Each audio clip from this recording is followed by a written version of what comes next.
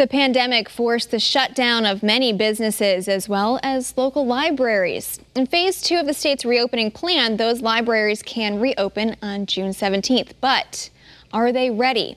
Here to talk about that is Kate Byroade. She is library director at Cragin Memorial Library in Colchester. Thanks for joining us, Kate. I'm happy to be here. So do you feel most libraries across the state are ready to reopen? No, actually, sadly, we're not ready to open our doors. We've been providing services all along, a lot of virtual services, online programs. A lot of us have begun curbside pickup delivery in the last few weeks. Some libraries were doing that all along, but unfortunately, June 20th is a really, or actually now June 17th is a really ambitious date. I know for my own situation, we're trying to get some additional plexiglass in, and that's back ordered. And we might get some July 3rd.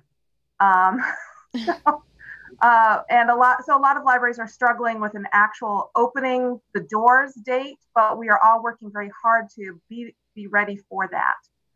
So you just mentioned that plexiglass that's kind of on back order for you. What are the other things that need to be implemented for safety, both of people maybe looking to utilize the library or employees? One thing is that, libraries are community centers, which means they're places where people come together. And now we have to rethink the library and think of ways to make it so that people are not coming together quite so closely. So we're doing things like you see in stores. We're getting the dots for the floor to mark where people can wait. We're spreading out our computers, or we're just not going to have as many computers available. It really depends on the location. It's very local in terms of what each library is struggling with.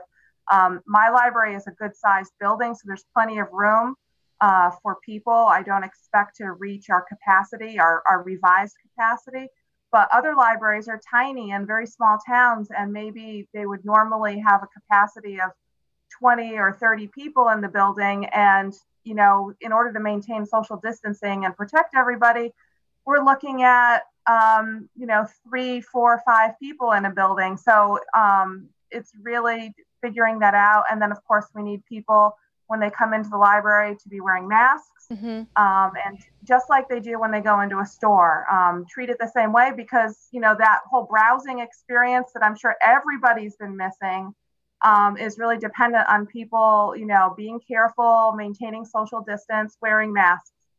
Okay, some good tips there. We'll look forward to hopefully a more specific date for lots of those libraries across the state to reopen. But Kate, thank you so much for your time today. We appreciate it. You're very welcome. Take care. You too.